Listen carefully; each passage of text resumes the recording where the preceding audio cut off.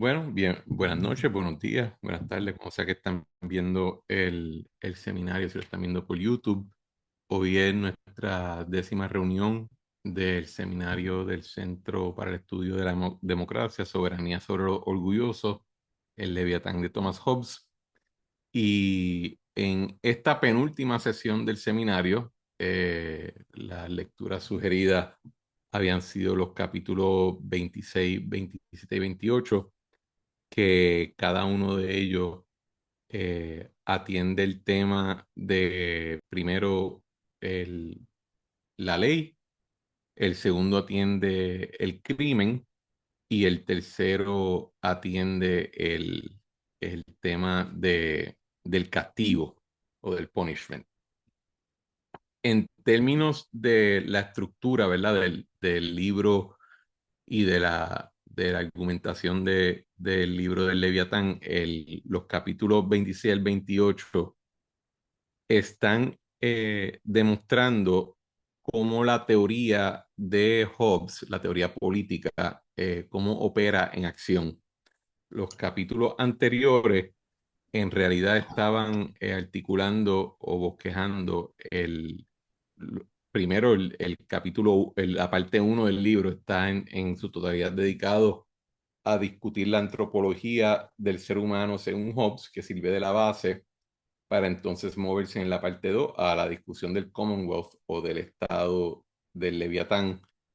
El, pero toda la discusión de esa parte 2 hasta este momento había sido dedicada más a discutir o el origen de cómo se constituye el Leviatán y el Estado, o describir algunas de las partes que lo componen. En la última sesión hablamos de los sistemas, que eran las asociaciones o las corporaciones como tal, y o los ministros, que son los que le permiten al soberano actuar sobre una parte, una porción geográfica, más allá de lo que directamente pueda el soberano supervisar o atender directamente. Los capítulos 20 y 28, entonces, son tres capítulos dedicados mayormente a la filosofía legal o legislativa de Leviatán, o de lo que sería la acción legislativa y la acción fiscalizante del soberano en la teoría de Hobbes, porque demuestran si el Leviatán está creado, según describe Hobbes, para garantizar un nivel de orden y de poder imponer una paz sobre su estado, su jurisdicción. En los capítulos 26 y 28 te demuestran cómo lo hace. Y la manera más básica de decirlo es imponiendo un imperio de ley. El Leviatán decreta cuáles son las leyes civiles, declara lo que equivale a un crimen y entonces castiga la infracción de esas leyes y premia hasta cierto punto lo que se considera excepcionalmente o extraordinariamente útil para la función del Estado o del Leviatán propiamente, según lo está describiendo Hobbes. Y en estos capítulos, especialmente, particularmente en el capítulo 28, es donde por fin Hobbes explica por qué se refiere al soberano como el Leviatán. O sea, por qué asume esa metáfora o esa imagen para describir lo que él considera es la imagen o la metáfora que mejor acumula en lo que se convierte en el Estado moderno, según Hobbes lo está articulando. En particular, en el capítulo 28, él describe al final ya de la parte, esencialmente ya al final del capítulo, él hace una alusión a una cita del libro bíblico de Job, donde se dice, Hitherto I have set forth the nature of man, whose pride and the passion and other passions have compelled him to submit himself to government. There is nothing, saith he, y ahí que entra la cita bíblica, there is nothing, saith he, on earth to be compared with him. He is made so as not to be afraid. He seeth everything before him, and is king of all the children of pride. Y ahí, si hacemos referencia al arte de la carátula de Leviatán, que es la, la, el campo con una ciudad y sobreponiéndose en el horizonte una gran figura monárquica que aguanta tanto la espada del Estado como el cetro de la iglesia. Y esa gran figura que se impone sobre el horizonte está compuesta de individuos que en conjunto sirven de cuerpo al Leviatán, indicando que el punto del Estado no es solamente utilizar la espada y el cetro de la iglesia, sino que es la fuerza acumulada de toda la población y también hace referencia a la gran teoría que Hobbes articula en el Leviatán, que es que el soberano no es meramente una figura más que se impone sobre la sociedad, sino que es el representante es el único representante de la sociedad y es en cuya representación el Commonwealth o el Estado se constituye. En la teoría de Hobbes no hay un pueblo o una sociedad antes de la constitución del Commonwealth o el Estado. El, incluso el asunto del neldismo quizás que dedicamos a la discusión del derecho, del crimen y del castigo, lo que está también haciendo referencia es al modelo de derecho natural que Hobbes está tomando de una tradición que es muy rica y que es muy larga en términos de su historia, tanto en el proceso medieval como también la referencia en los tiempos antiguos. Y es que el modelo de la ley natural, y que después se convierte, ¿verdad?, en la teoría del contrato social, es que en la construcción intelectual de esa tradición existe un periodo pre-estado o pre-social, que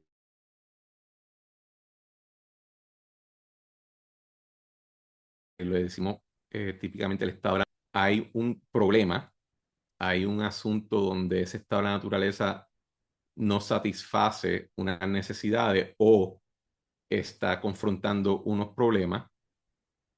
Entonces hay un momento de, espera, buscar mis notas, hay un momento de, de consentimiento donde una multitud de personas entra en un acuerdo para procurarle una solución a ese estado natural y luego de ese acuerdo se entra a el estado postnatural o el estado civil, que es la constitución del Commonwealth a base de ese convenio que sirve de solución, que es esencialmente la constitución de un soberano o de un gobierno que, aunque no es una solución perfecta a todos los agravios de la humanidad, resuelve los problemas del estado de la naturaleza. En, en la tradición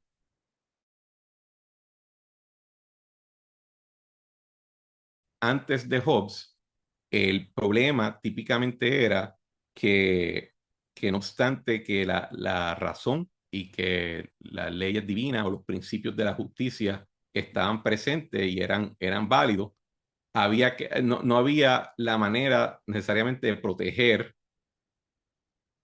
todas las necesidades o todas las propiedades de las personas que existían en estado pregubernamental. Y para poder hacer valer esa ley que ya existía, se establecía un ordenamiento o un gobierno que pudiera esencialmente poner, hacerle frente, un frente más potente a las personas que por varias razones quizás no estaban dispuestos a obedecer la ley ya preexistente en el estado de naturaleza, que es lo que se le diría la ley natural. Hobbes cambia, o por lo menos Hobbes es original en decir que el problema no era que la ley natural existía. El problema era que lo que existía previo al convenio que establece el Leviatán o el Estado eran, era el derecho natural de todo individuo a reclamarlo todo. O sea que el asunto no era un reconocimiento de ley. Para Hobbes, eso no es ni un problema, porque Hobbes en su antropología articula que usando la razón, el ser humano como individuo, a menos que sea alguien, un incapacitado, o sea, un niño, o sea, un loco, va a poder llegar a los principios básicos de la ley natural, que Hobbes en múltiples partes del libro resume como no hacerle a nadie lo que no quisieras que te hagan a ti. Para Hobbes el problema es que, aunque que el problema es que al tú tener derecho a todo y no existir un poder común que te pueda detener, el mismo uso de la razón te lleva al estado de la guerra. Estaba escuchando a veces, previo a preparar las notas del seminario, me gusta escuchar otras discusiones tanto en YouTube o en Spotify, lo que sea, que se han dado sobre el tema. Y estaba escuchando un podcast del 2020 donde se discute a Hobbes, a Locke y a Rousseau. Y, y casi pues tiro el celular contra la pared porque el, el, el asunto, como lo discutían, es que Hobbes entendía que todos nosotros, nuestra disposición natural es querer vivir en un estado tipo la película The Purge, que somos por naturaleza no solamente insociables, que Hobbes sí estaría de acuerdo con la idea de que el ser humano es naturalmente social, no es totalmente acertada, pero que no solamente eso, sino que también teníamos los instintos y el atributo de ser violento uno contra el otro. Y yo no creo que esa es la posición de Hobbes. La posición de Hobbes es que aunque nuestra naturaleza no es social, nuestra naturaleza sí es racional. El problema es que al nosotros no tener la capacidad de meterlo en la cabeza del prójimo y entender perfectamente sus intenciones, y que el ser humano en su constitución biológica no está dispuesto a ser ordenado como la hormiga, como la abeja, es la utilización de la razón lo que nos lleva al temor, simultáneamente a una sed por un poder para preservar la capacidad, para mantener la capacidad de preservarnos hacia el futuro. Así que el problema que Hobbes está tratando de resolver no es la falta de razón, al revés, lo que está tratando de resolver es la multitud de razones en un ambiente donde todo el mundo entiende que no solamente es, juicio, es el juzgador de sus propias acciones, sino que es el juzgador de las de todo el mundo. Y la manera que Hobbes ha resuelto el problema según se va trabajando el libro es diciendo, pues en algún momento, por convenio, todos los sujetos a un soberano entregamos nuestro derecho a juzgar y nuestro derecho a tomar acción sobre las cosas del mundo y sobre las personas del mundo. Y se la reservamos solamente a una persona o a un grupo de personas que son los que propiamente decimos el soberano, que es el Leviatán.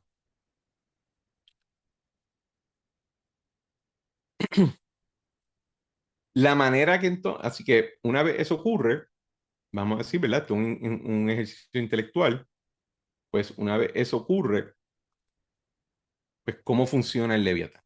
¿Cómo funciona ese soberano al cual hemos cedido o ante el cual hemos cedido nuestros derechos naturales a todo, para que solamente ese soberano, ese grupo de soberanos pueda imponer orden? Y los capítulos 26, 27, 28 describen cómo es que ese soberano lo hace. Y la manera que lo hace, como dijo ahorita, es estableciendo unas leyes que tienen que ser públicas y conocidas para que ya ninguno de nosotros tenga que llevar a cabo el ejercicio de entender qué sería correcto y qué sería incorrecto, qué sería apropiado y qué no sería apropiado. Segundo, declarando cuándo cuando nuestras actuaciones constituyen un delito o una infracción para que sepamos cuándo estamos fuera de razón. Y tercero, imponiendo un castigo a los que rompan la ley o no cumplan con la ley, para que ese mismo miedo que es natural a nuestra persona por nuestra razón tenga por lo menos la capacidad de sopesar las consecuencias de romper la ley. Así que la metodología de cómo el Leviatán lleva a cabo su función, propiamente hablando, se describen en estos tres capítulos. Así que no creo que es ironía que entonces es en el capítulo 28 que cuando se está hablando de castigo, que Hobbes por fin describe, lo había hecho originalmente en el supratexto, en el arte de carátula, lo había hecho hace unos capítulos atrás cuando hacía referencia por primera vez al Leviatán, pero aquí describe por qué está utilizando la imagen, porque el propósito del Leviatán es que sea un soberano con soberanía absoluta, que no solamente pueda ver todo lo que está ante sí, sino que no tema. Nosotros, los individuos, tememos. El Leviatán no debe tener que sufrir miedo. Y segundo, pueda imponerle un orden a the children of pride, que seríamos pues todos los individuos en nuestro estado natural. El capítulo 26 comienza con la definición de lo que es ley. Y es interesante que cuando Hobbes habla de la ley, él decide utilizar el término civil law, porque el concepto de civil law data, y él lo dice en el capítulo, es una referencia a lo que se conocía como la ley civil entre los romanos, entiéndase una ley que le aplicaba a todo aquel que era ciudadano de primero la República Romana y entonces del Imperio Romano. Pero en aquel tiempo ya para Hobbes, el debate dentro del ambiente donde él estaba, bueno, no dentro de ese ambiente porque él estaba en ese momento en Francia, pero en Inglaterra, el asunto era de que dentro de la fuerza rebelde o parlamentaria se encontraban muchos abogados y jueces de la tradición de derecho natural que estaban argumentando que el problema con el rey, en específico Carlos I, es que él estaba rompiendo las tradiciones del common law, no del derecho civil, sino de la tradición particularmente inglesa del common law, que se entendía como un derecho, en, en, en la Facultad de Derecho le decimos el derecho consuetudinario, pero que es esencialmente un derecho que se va constituyendo a base de un cuerpo que, de decisiones que toman jueces viendo un caso en particular o un set de hechos en particular. Y cuando se hace una sentencia, esa sentencia constituye un nuevo elemento en el derecho del common law o del derecho consuetudinario que otros jueces van a utilizar como fuente de derecho hacia el futuro. El common law se hablaba de que era ya en aquella época inmemorial, que estaba basado en las tradiciones tanto en las tradiciones como las costumbres, como los decretos de diferentes cortes nobles y que se había ido construyendo a través de siglos.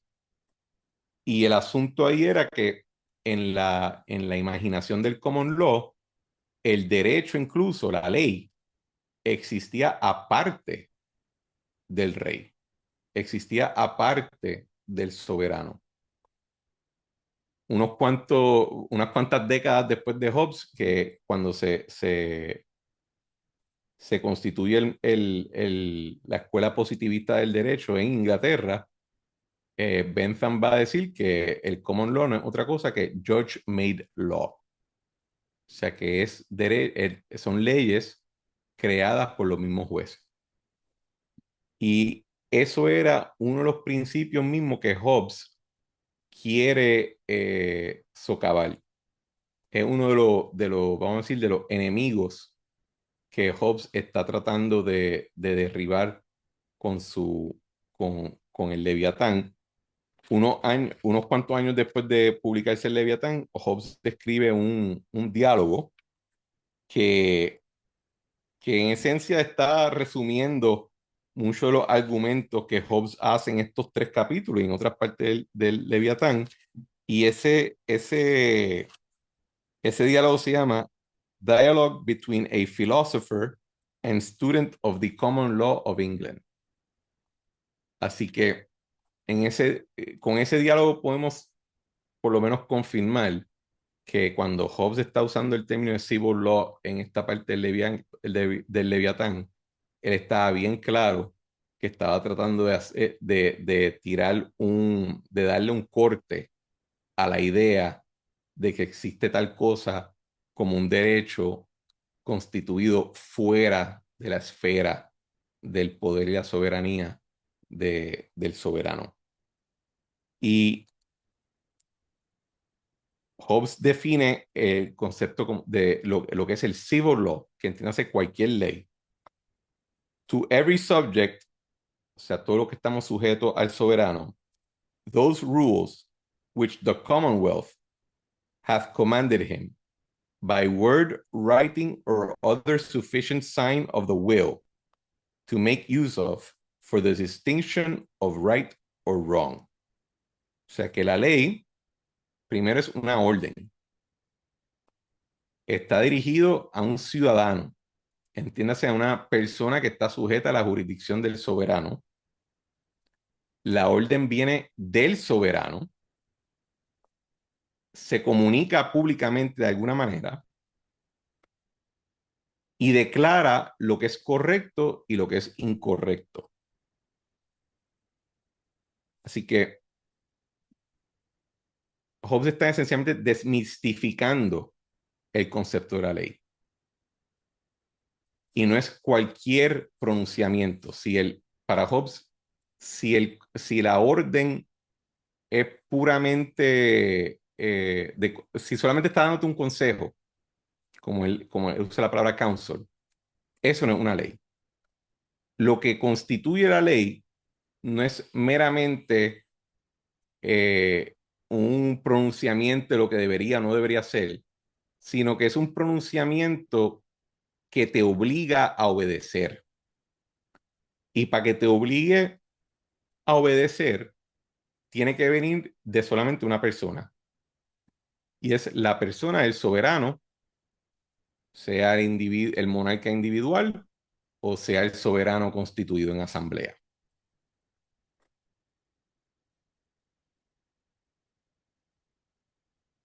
Y cuando Hobbes hace la definición, él no está, eh, él no está limitándolo a la tradición inglesa. Lo está aplicando, o por lo menos él argumenta que su definición le aplicaría a cualquier pronunciamiento similar en cualquier sociedad que esté constituida bajo un soberano, bajo un Commonwealth.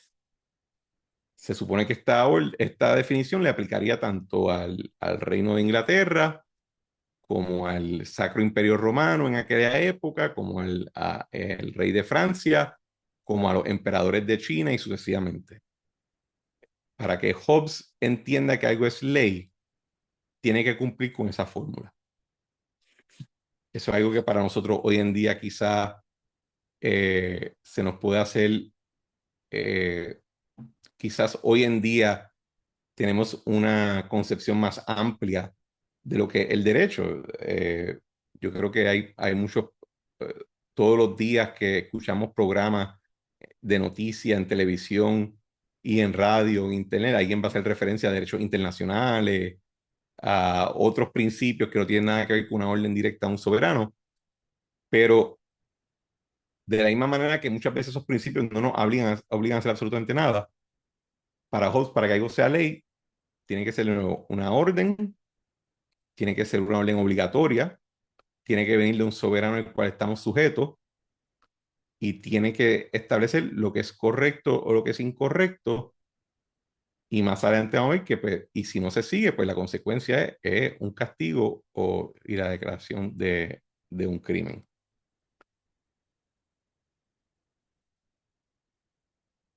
El soberano para Hobbes es el legislador exclusivo de la ley civil. Como ahorita, en el common law existía esta idea, eventualmente va a ser descrito como Judge Made Law. Es el derecho que surge de los jueces aplicando su lógica para resolver una situación, pero en esencia el juez está legislando. Les voy a dar un ejemplo en Puerto Rico. En Puerto Rico hasta en el 2020 se adoptó un código civil nuevo, pero bajo el Código Civil del 1930, que imperó hasta entonces con sus múltiples enmiendas, si tú ibas al capítulo de matrimonio y buscabas las causas de divorcio, consentimiento mutuo no existía, no estaba ahí. Hasta que de momento, a finales de los 70 o en los 80, el Tribunal Supremo de Puerto Rico determinó que dentro del derecho a la intimidad y el derecho a la dignidad se componía el derecho a tu divorciarte por consentimiento mutuo. Y no solamente llevó eso a cabo, sino que en esa decisión que redactó el juez presidente Trias Monge, puso hasta todas las condiciones que habían que cumplir, etcétera. Y la Asamblea Legislativa de Puerto Rico no había pasado ni una sola ley sobre el tema. En el caso del Tribunal Supremo de Estados Unidos, en el caso de Roe versus Wade y después en Planned Parenthood versus Casey, el Tribunal Supremo de Estados Unidos determinó que en las penumbras de la Constitución americana, bajo este concepto de un derecho de intimidad que se había también esencialmente reconocido por mandato de jurisprudencia un tiempo antes, ahí también estaba incluido el derecho federal a poder tener un aborto hasta cierto momento de la gestación y que ningún estado podía intervenir en ese periodo de tiempo. Pero ningún legislador había tomado una acción sobre el tema, por lo menos ningún legislador federal a nivel del Congreso de Estados Unidos. Pero los jueces, tanto el Tribunal Supremo de Puerto Rico como en el de Estados Unidos, habían encontrado estas nuevas posibilidades. El asunto de verdad de cuál es el rol de un tribunal supremo en nuestro ordenamiento republicano de gobierno, donde la soberanía en teoría está dividida en tres ramas coexistentes, pues es un tema aparte, pero si Hobbes viera eso, diría, ¿cómo es posible que eso constituya ley si en ningún momento se ha decretado que eso es correcto o incorrecto públicamente hasta ese momento? Y, y ese asunto de jueces que declaren o que reconozcan derechos, para Hobbes en esta época en particular es más problemático porque los jueces no eran los únicos que evaluaban casos. Los nobles en sus diferentes feudos o tierras tenían ciertos derechos adjudicativos, el rey tenía unos derechos adjudicativos, el parlamento tenía derechos adjudicativos, Y Hobbes está tratando de, hasta cierto punto, unificar la fuente de la capacidad de decretar lo que es ley. Y en el tracto del Leviatán, Hobbes lo resume en que el soberano esencialmente o decreta la ley o mediante su anuencia o su consentimiento permite que algo, otra cosa se convierta en ley, sea la costumbre, sea la doctrina eclesiástica, sea la práctica comercial de los diferentes gremios y de las compañías mercantiles, sea la misma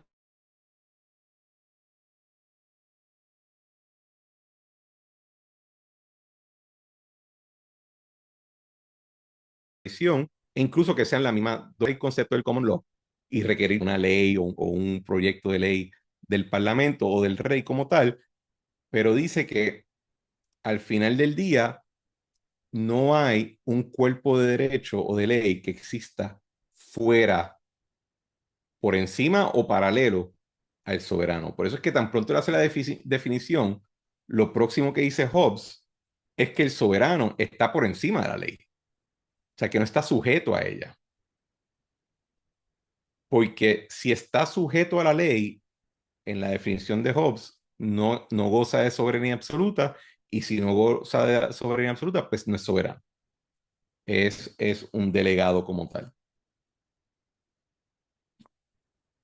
El otro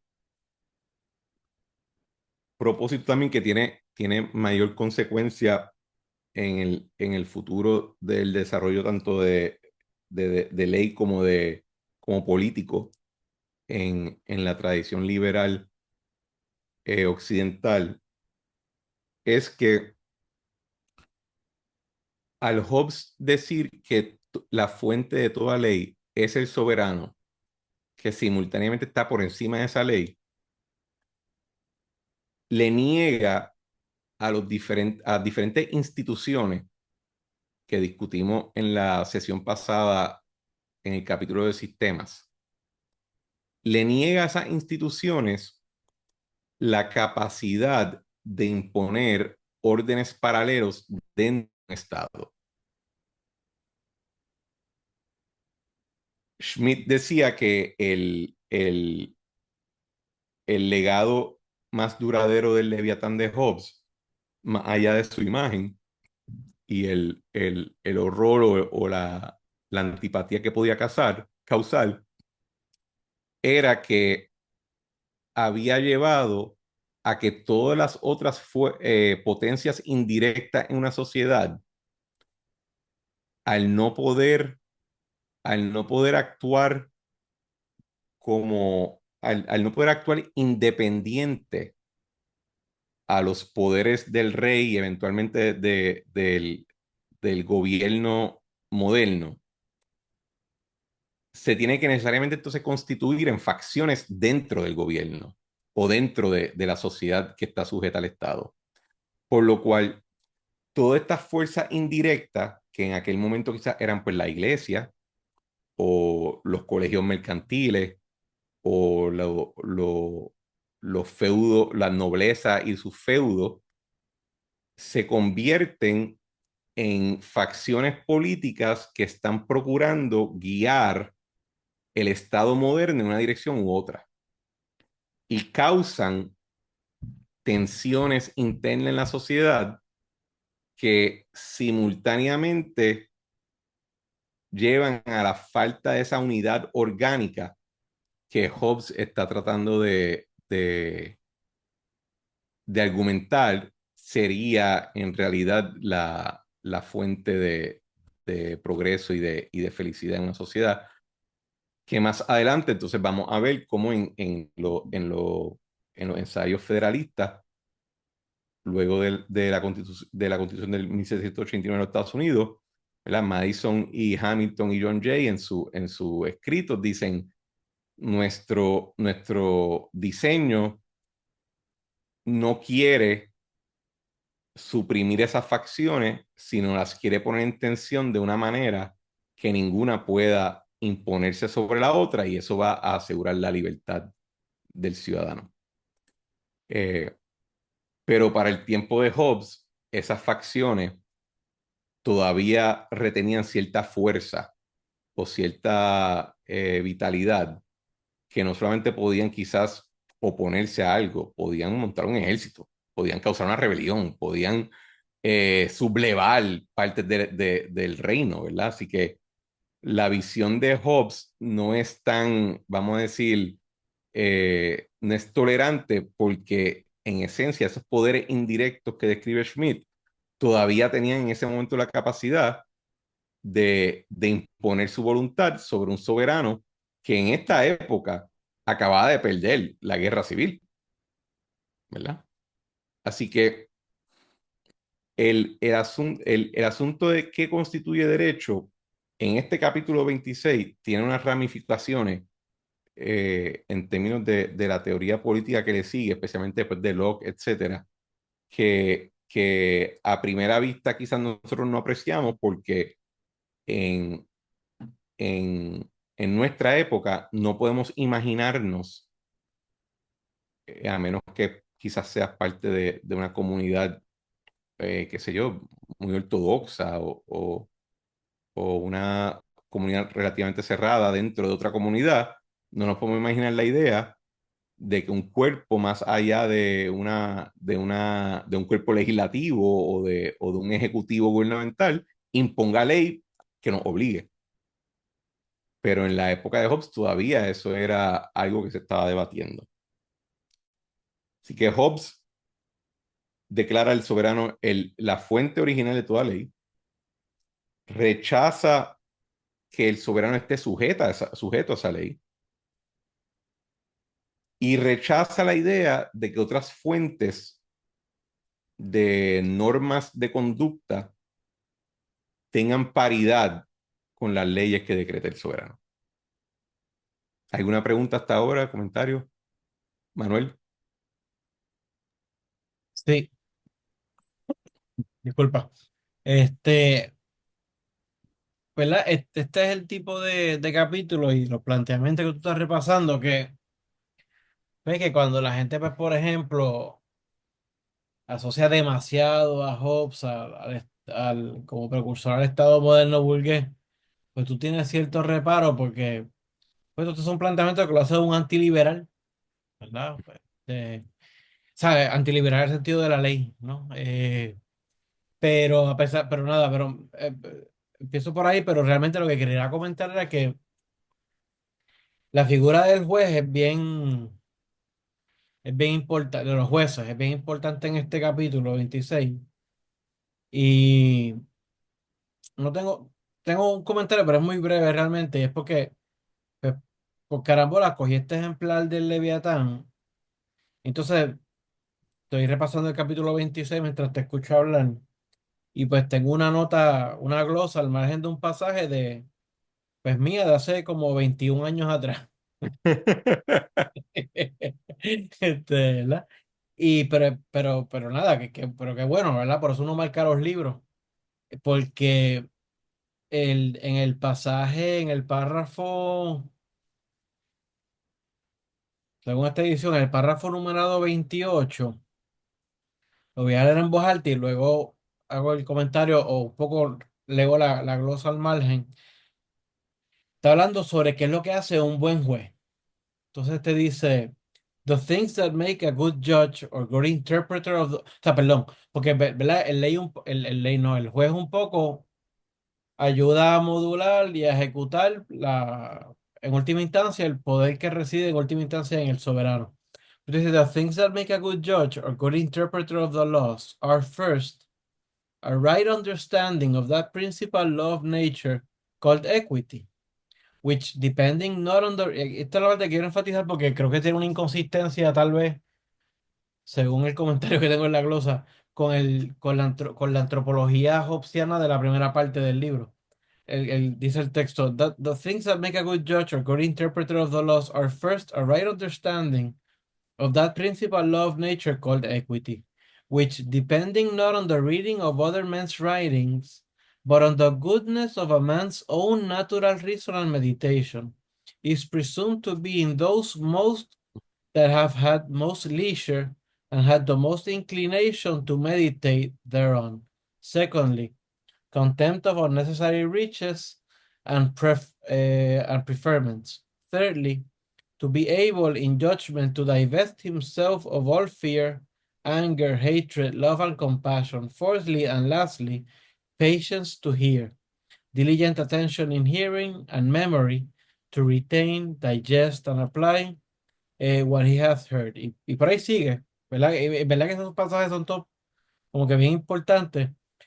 Pero yo leyendo ese pasaje, pues, o sea, la glosa, yo tengo, dije, pues, o sea, yo puse la glosa, traduciendo del inglés al español, el individuo descrito en la primera parte parece desaparecer, este, y como si apareciera un otro individuo, pues, distinto. Claro, yo no ignoro ahora, ¿verdad? Yo no ignoro, pues, que este pasaje ya toma por sentado, tal vez, la amenaza del poder de la espada por la constitución del soberano. Pero habiendo dicho eso, ¿verdad? Y eso podría ser la respuesta a mí mismo. Pero habiendo dicho eso, pues como que esa descripción de lo que haría un buen juez, que son características que pues, corren bien a contrapelo de la descripción del ser humano, pues por naturaleza, me pareció interesante. Y entonces, y después que eso por un lado. Por otro lado, eh, este filtro de los jueces, es que no recuerdo el argumento, pero Once Upon a Time, yo hacía como que un issue de la importancia del juez, pero era un poco para minar el poder del soberano. Pero este issue de los jueces, como esa insistencia de que la vara para jugar en la cuestión esta del equity, eh, y que como que tienen que asegurarse de que ese equity is taken into account, ¿verdad? Se tome en cuenta en las leyes que en última instancia pues emanan como quiera del soberano. O sea, como que el juez es como, paliativo no es la palabra, como este filtro que ayudaría, de hecho, la figura del juez es lo que ayuda tal vez a uno poder acercar a ese estado hobbesiano al estado nuestro, porque Bueno, lo suaviza un poco tal vez. el, varias cosas. Primero, vamos a recordar de la última sesión que para Hobbes el juez es un ministro del soberano. Así que cuando Hobbes está describiendo que sería un buen juez, en realidad ese párrafo está dirigido, en teoría, a la porción de su audiencia que sería un soberano. Entiéndase cuando le entregó el manuscrito en el folio artístico a Carlos II, ¿verdad? Hobbes escribe este libro no solamente para su público, para un público general. Él piensa que este libro va a poder servir como manual al ciudadano para saber cómo obedecer y al soberano para saber cómo gobernar. Así que, considerando que Hobbes ya hace pocos capítulos atrás le dijo al soberano, tus ministros son la manera mediante la cual tú distribuyes tu mandato a través de tu reino. Estas son las cualidades de un buen juez. Segundo, considerando la época en la cual está escribiendo, parte de los problemas que él estaba enfrentando eran jueces que asumían la capacidad, independientemente del soberano, de establecer lo que es ley. Hay una sección en este capítulo donde él está hablando de las presunciones legales. Y las presunciones legales son una ficción que creamos los abogados y los jueces y el legislador cuando la incorpora a una ley para, ante cierta situación, tú presumir que algo ya pasó o no pasó, a menos que exista evidencia de lo contrario, y poder seguir adelante. Y Hobbes utiliza esa discusión para decir lo siguiente. This, therefore, is no law of England. Las presunciones que los jueces mismos se han puesto en sus procesos no son ley en ningún lado. Nor is the condemnation grounded upon a presumption of law, but upon the presumption of judges. Así que nota como esta porción del texto, junto a la que tú acabas de leer, te indica que Hobbes entendía que la clase legal de ese momento en Inglaterra y que posiblemente en cualquier otra parte podía pecar de presumirse, en buen castellano, que cagaba más arriba el culo y que podían decir, y por eso es que también hace referencia en el capítulo a los filósofos morales, pero a los libros de derecho. Y por eso es que Hobbes, cuando empieza el capítulo, dice: Yo no te estoy hablando de la ley de un Commonwealth, te estoy hablando de la ley como concepto. Yo no me voy a poner a debatir el derecho establecido en Inglaterra contra el derecho de Francia. Ese es mi propósito, o sea, no me interesa. Yo estoy hablando del concepto de la ley. Y por qué, bajo ese concepto de la ley, los jueces y los abogados y los eruditos de la materia no tienen ninguna capacidad de establecer lo que es ley y no ley. Y sus comentarios al final del día no obligan al soberano en nada, porque el soberano no solamente es el único legislador, el soberano está por encima de esa ley. Y el día que quiera irse en contra a un precedente, lo puede hacer. De la misma manera que en el caso del Tribunal Supremo, como dije ahorita en el ejemplo de Roe versus Wade y Planned Parenthood versus Casey, hace 3 años decidió totalmente lo contrario. Y de la misma manera que en Puerto Rico, en los años 90, el Tribunal Supremo de Puerto Rico decidió que los vales educativos en el sistema público de educación eran inconstitucionales. Y en el 2018 dijo: ay, no, ahora decidió otra cosa. Pero Hobbes lo que te está tratando de argumentar es que está tratando de desmistificar el derecho para que no caigamos en la trampa de pensar que los abogados, cuando hablan, tienen una conexión espiritual secreta con el mundo de la justicia, entre comillas. Porque tanto en la antropología como en la teoría política de Hobbes, la justicia no es otra cosa que las reglas que impone el soberano cuando ya entramos en sociedad. Y eso ata también al asunto del derecho natural, porque muchas veces a Hobbes lo han tratado de representar como si él fuera un precursor a lo que se conoce como positivismo.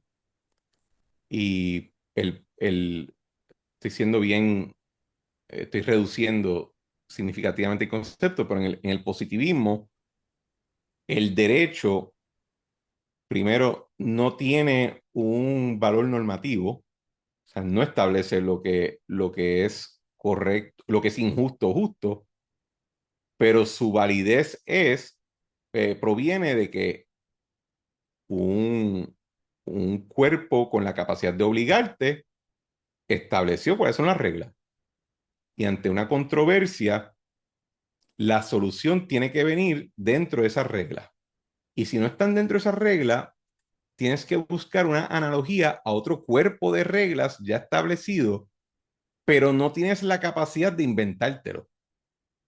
O no puedes hacer alusión de unos principios que no estén contenidos dentro del mismo cuerpo de derecho. Es el positivismo reduciéndolo al extremo, ¿verdad?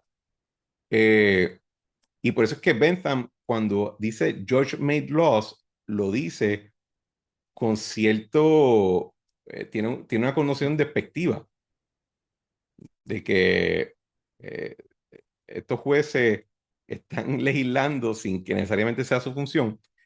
Hobbes no es un positivista. Para Hobbes, el asunto es que y porque hiciste referencia a este término de equity. Equity es un principio legal que hace alusión a, a, una, a, una, a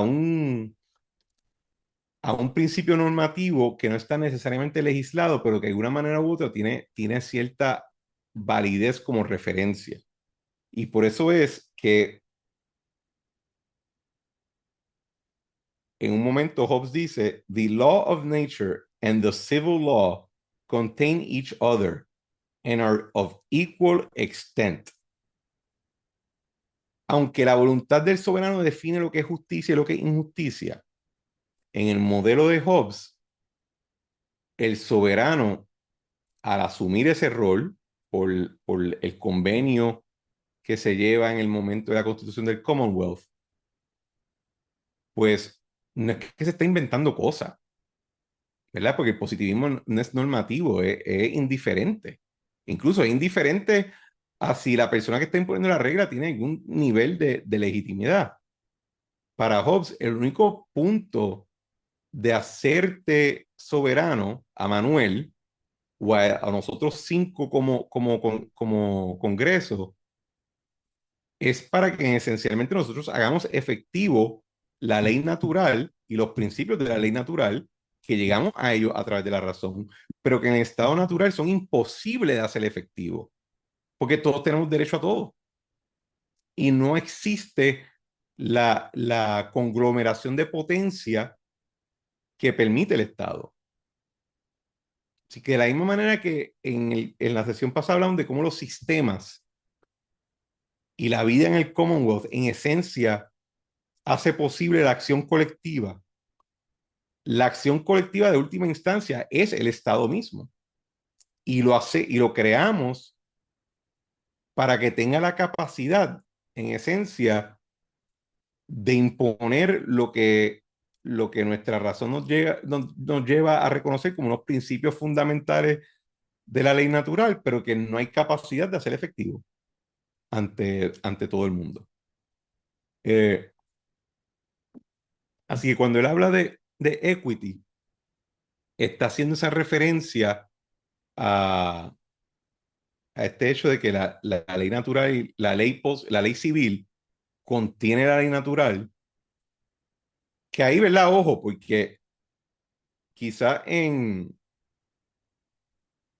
la misma manera que Hobbes quizás no pudo prever los niveles de crueldad que un Estado podía someterle a su propia población y cómo la industrialización te podía llevar a que esos niveles de crueldad fueran inoponibles hasta cierto punto.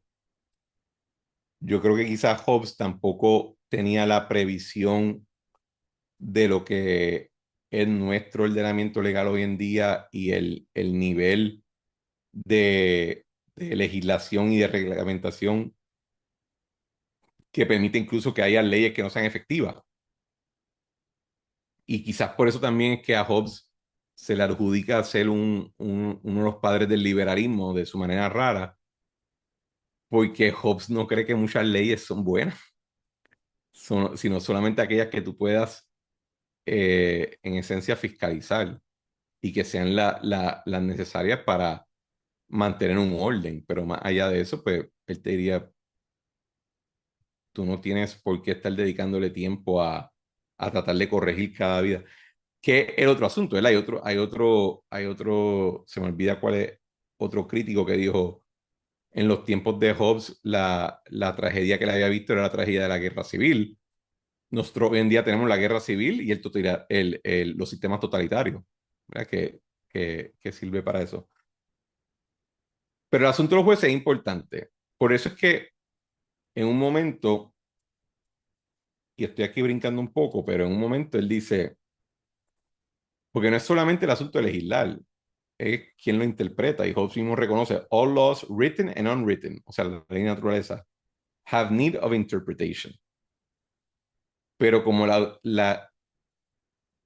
pero Hobbes también dice o argumenta que el poder de interpretar es también del legislador, entiendas el soberano.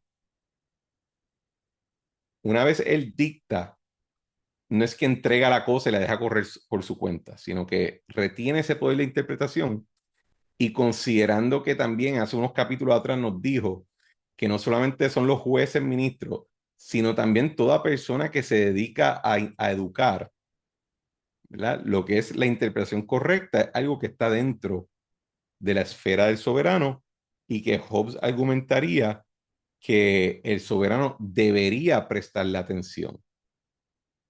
Así que no solamente sería quiénes son los jueces, sino también quiénes son los profesores de derecho. Pero volviendo al asunto de la ley natural, la voluntad del soberano define lo que es justicia, siempre que sea consistente con la preservación de la paz y el orden. Por lo cual, en teoría, ¿verdad? En la teoría de Hobbes, tanto el propósito, o sea, la conducta que debería engendrar la aplicación de la ley natural, como la ley civil, son la misma. Deberían generar la misma conducta.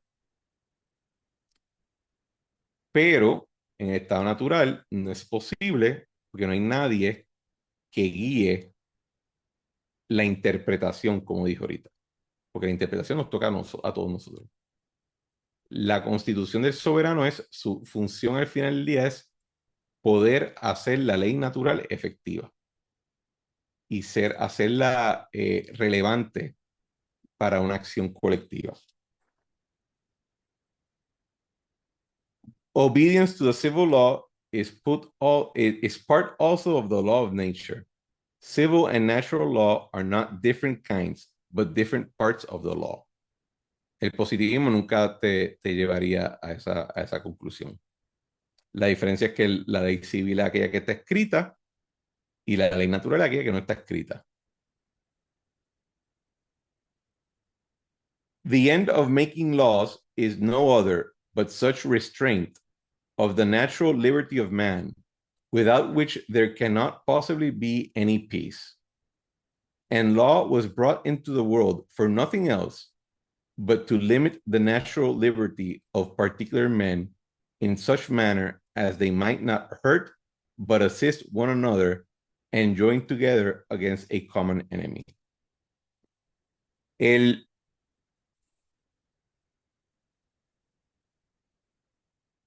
contemporáneamente, a veces nosotros hablamos de la ley como algo que nos libera.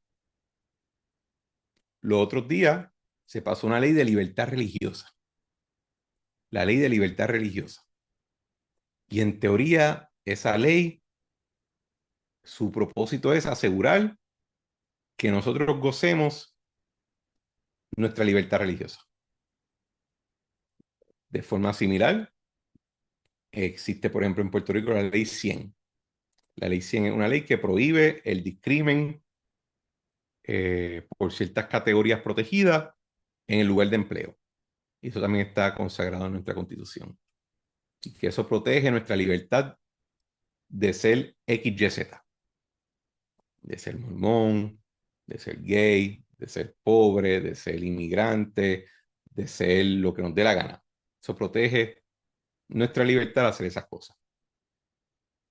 En realidad, esas leyes no protegen nuestra libertad de ser eso.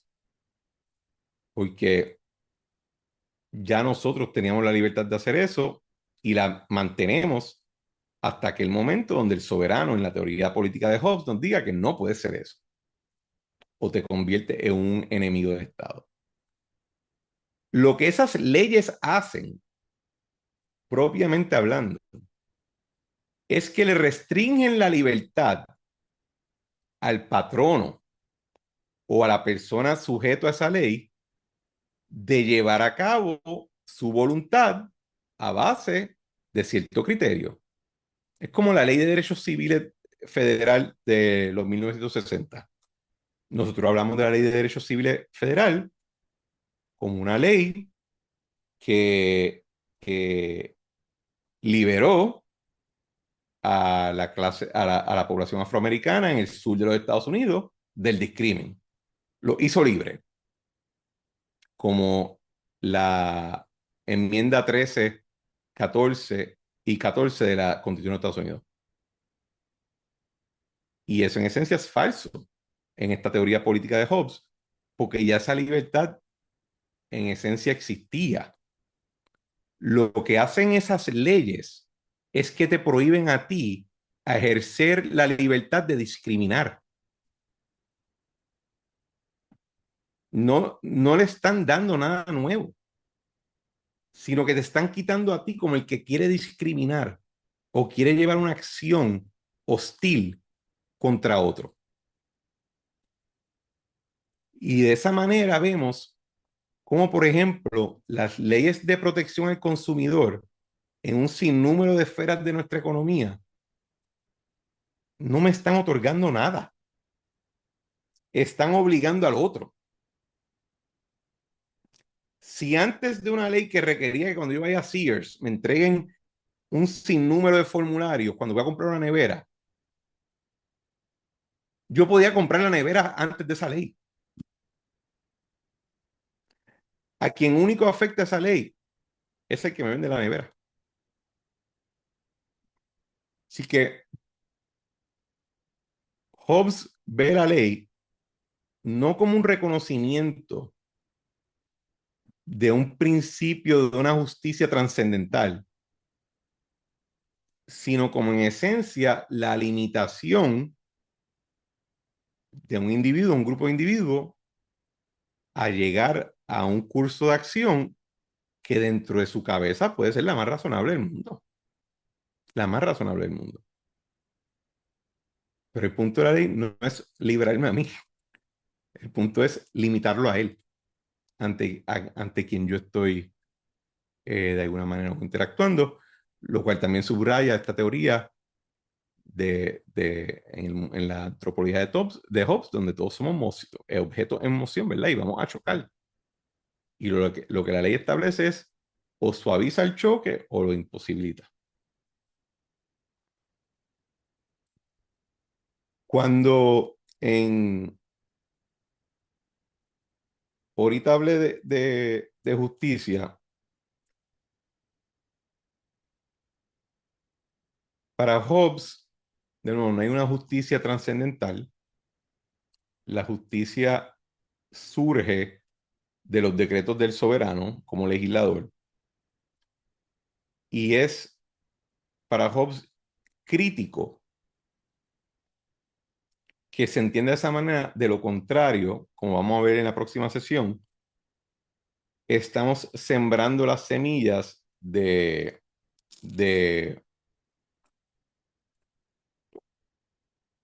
la guerra civil y del retorno al estado de naturaleza o el estado de la guerra.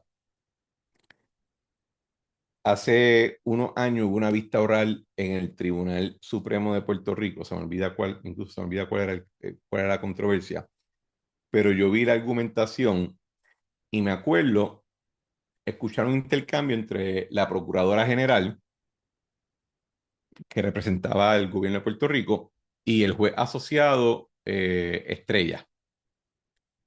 Y el juez asociado le dice, le pregunta a la procuradora, pues, ¿cuál es su función en estoy parafraseando, cuál es su función en este asunto?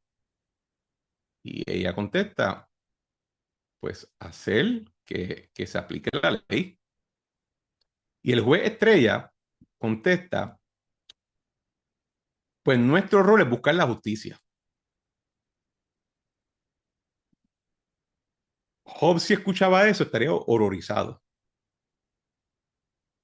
porque él diría, espérate, ¿cómo es posible que tú juez, estés argumentando de que la ley es injusta o tiene la posibilidad de ser injusta?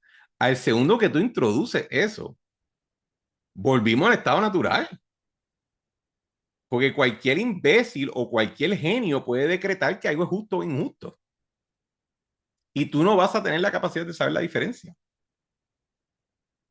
Versus el ejemplo contrario a eso es cuando Luis Muñoz Marín le escribe una carta a Hernández Colón, ya Luis Muñoz Marín retirado en su época de King Lear, y le sugiere a Hernández Colón que para diseñar su programa de gobierno, lo único que tiene que hacer es identificar dos injusticias y procurar un remedio.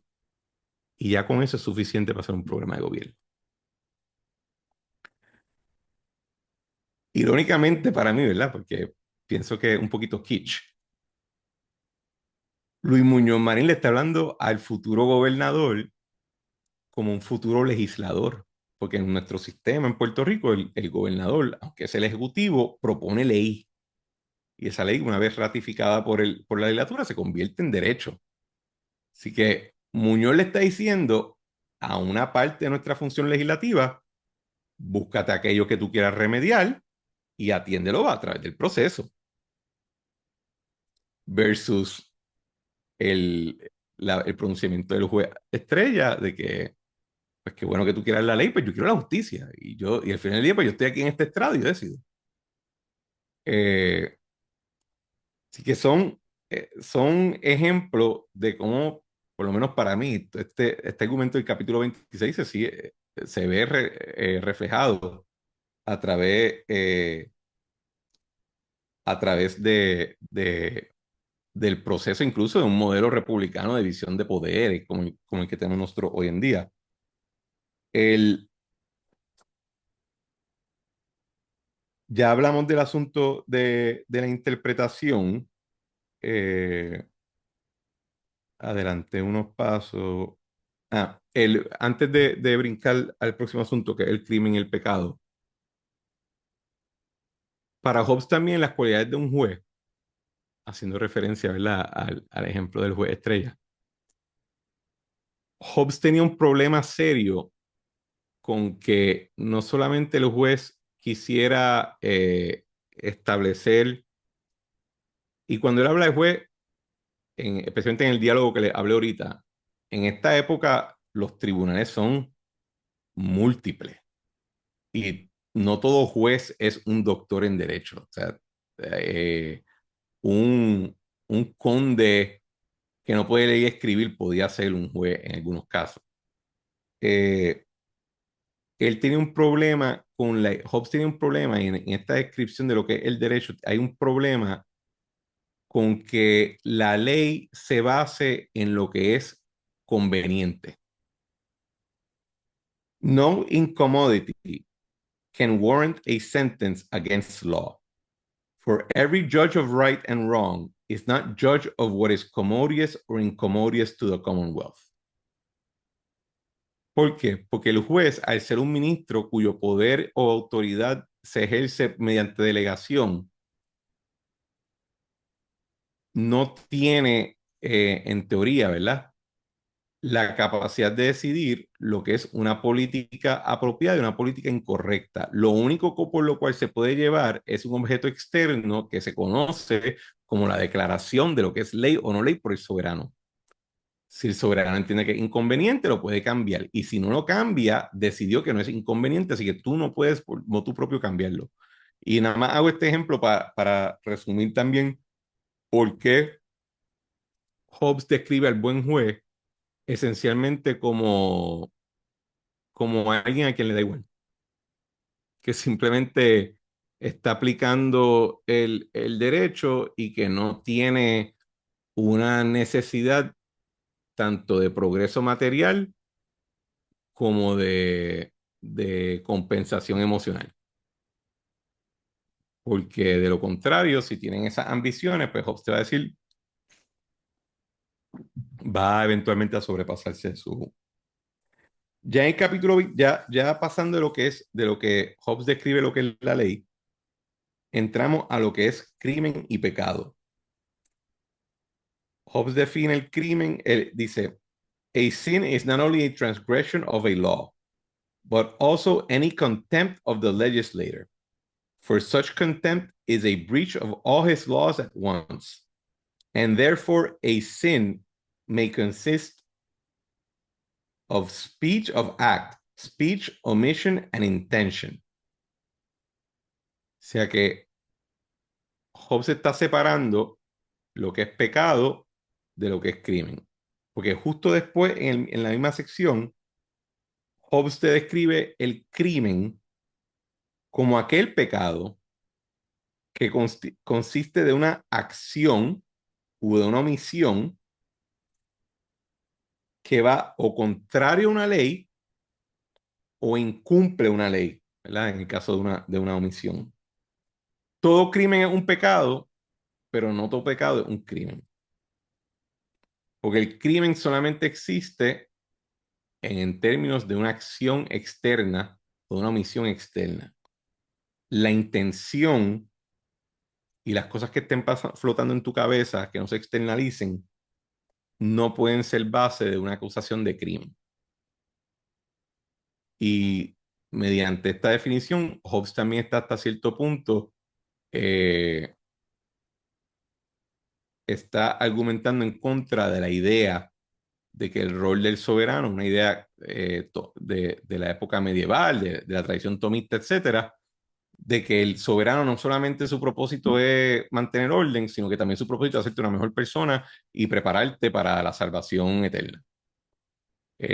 Para Hobbes eso no tiene nada que ver con el rol del soberano, el soberano solamente está actuando sobre el mundo según lo se pueda percibir, no según el mundo en la cabeza. A la misma vez Hobbes dice que sin soberano no existe pecado y no existe crimen. ¿Ya? De la misma manera que solamente el soberano hay que hacer efectiva la ley natural y que la implementa mediante la ley civil, sin ellos no existe crimen. Por lo cual, ¿verdad? Una argumentación, una manera de traer el argumento hacia nuestros tiempos, es decir, sin los Estados Unidos en el 1948 no hay derechos humanos.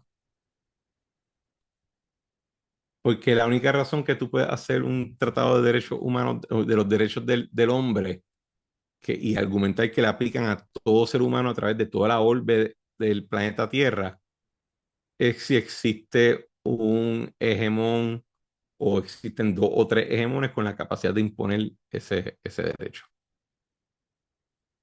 Si no existe, no hay derecho humano. Que es un poquito no sé si ya esta parte, Manuel, en el libro de Hannah Arendt, donde ella critica el concepto de derechos humanos, porque ella dice en Alemania, cuando trataron de exterminar a los judíos, no les quitaron sus derechos humanos, les quitaron sus derechos civiles. Y sus derechos civiles son los únicos que son oponibles a algo. Y en esa línea es lo que está diciendo Hobbes. Si tú no tienes un soberano, si tú no estás sujeto a un soberano, tú no tienes derecho a nada. Y al tú no tener derecho a nada, pues no estar sujeto a ese soberano, eh, el crimen, el pecado, etcétera, efectivamente para ti no existe. Un poquito decir, ¿verdad? Como el ordenamiento de las gangas de barbecue en Haití. Ellos no están sujetos a ningún crimen porque no hay nadie que pueda hacerlo efectivo. Que es un concepto, es algo, es una perspectiva interesante que choca incluso con nuestra apreciación más moderna, eh, de que el crimen y el pecado solamente existen primero en la acción, y si existen en la mente no tenemos la capacidad de juzgarlo, y segundo, de que solamente existen en la medida de que exista una potencia que pueda castigarte por ello. Y en la ausencia de esa potencia, eh, está devuelto al estado natural de las cosas siempre, perpetuamente hablando. ¿Alguna pregunta? Estamos 8:19. ¿Un comentario? ¿Ok?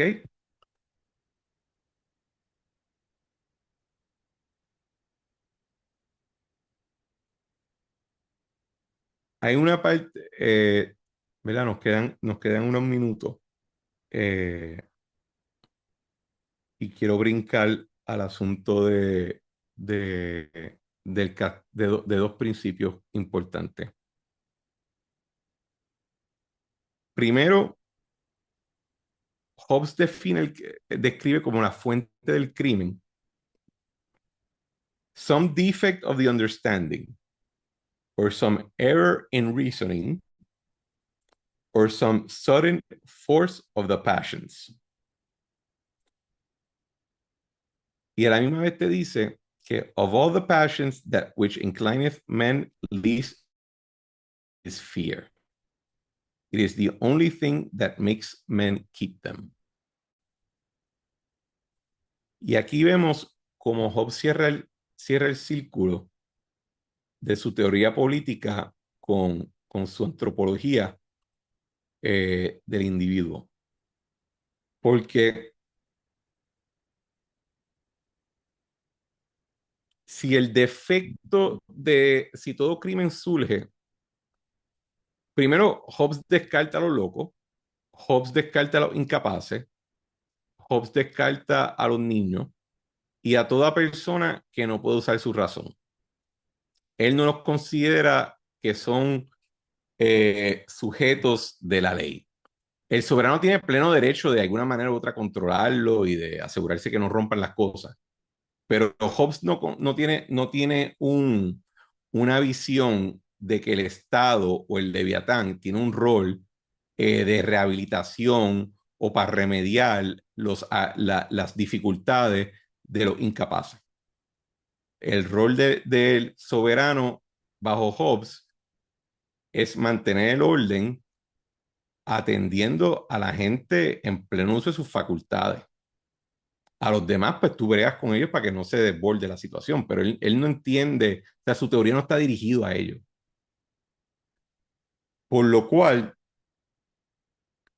como está dirigido a los que son sujetos de la razón, Hobbes cierra el círculo con su antropología y dice, de todos los problemas que pueden haber, el miedo es lo que al final del día te puede llevar a establecer un orden donde no tengas que estar castigando a todo el mundo cada 15 minutos. O sea, Hobbes no está visualizando un régimen de violencia constante. Él está articulando un régimen donde vas a tener que imponer alguna violencia, pero esa violencia va a tener la capacidad de mantener en orden al resto de la población. Y por eso es que cuando él habla del castigo o la pena, él lo define como a punishment is an evil inflicted by public authority on him that hath done or omitted that which is judged by the same authority to be a transgression of the law, to the end that the will of men may thereby the better be disposed to obedience. O sea que, y él, unos cuantos párrafos más adelante en el capítulo 28, hace expreso y dice, no todo acto hostil del soberano constituye la pena. Solamente hay castigo en la medida de que el soberano adjudicó que la víctima de esa pena rompió la ley. Y solamente solamente en la medida que la forma en que castigues al individuo, al transgresor, sirva como lección al resto de los ciudadanos a no romper la ley.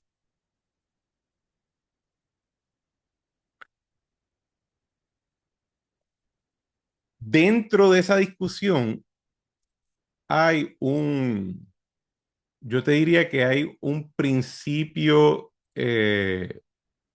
limitante al rol del soberano. Y es uno de los issues que Hobbes tuvo que enfrentar cuando se publica el libro.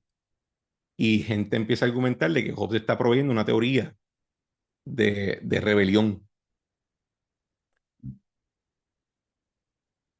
Porque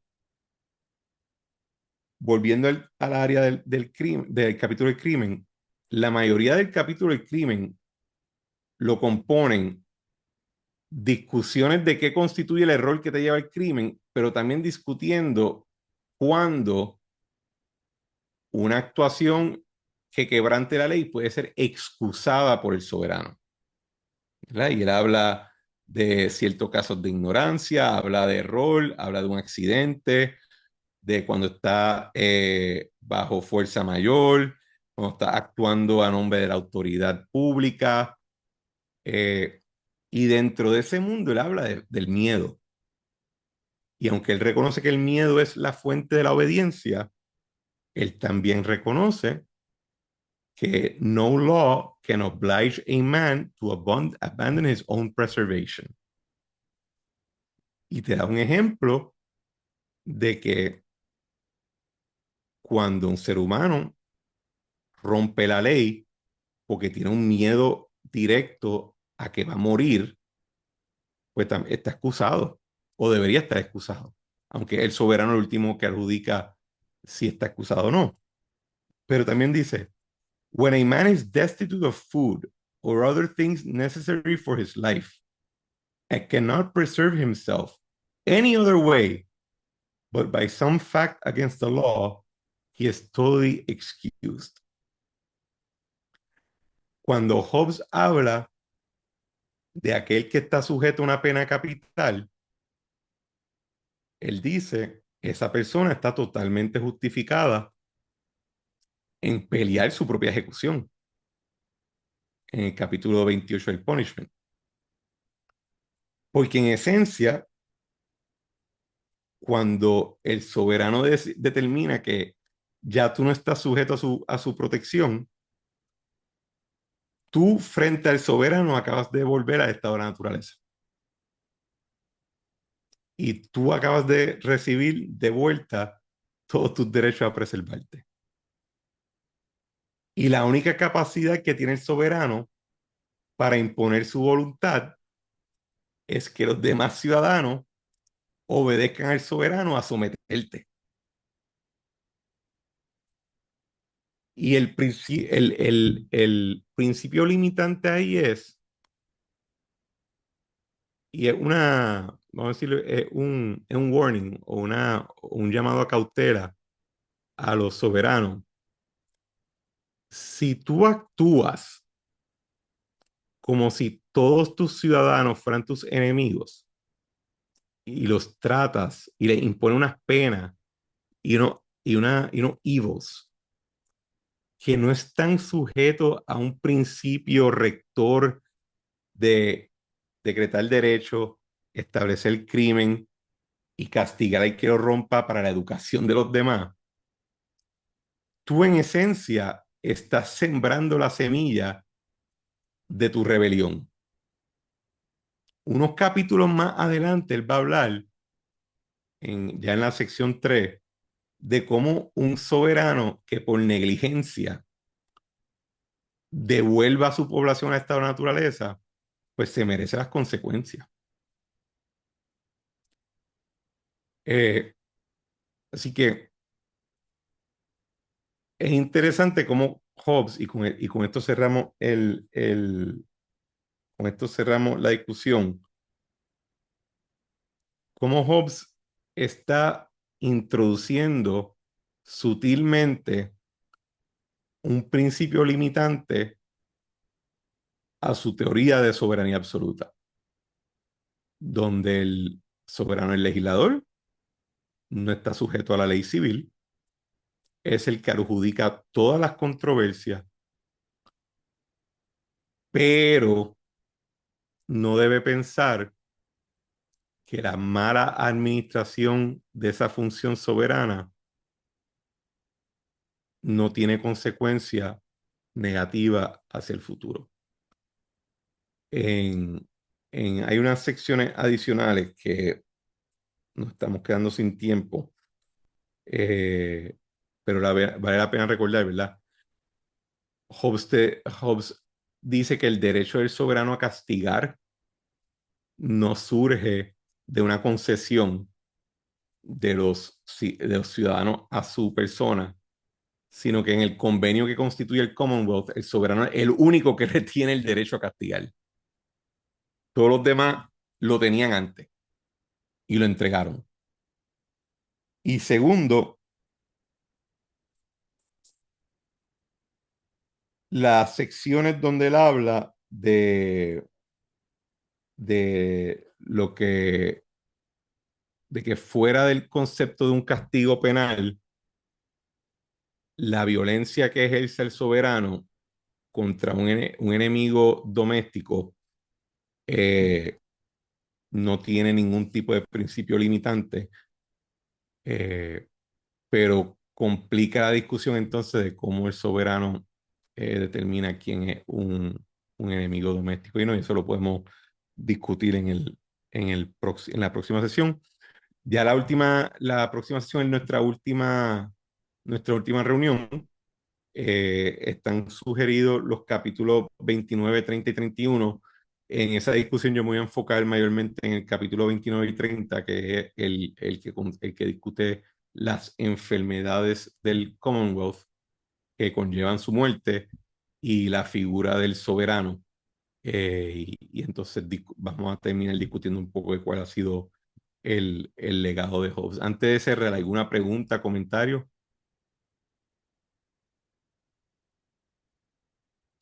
Pues muy buenas noches, muy buenas tardes, muy buenos días. Nos vemos.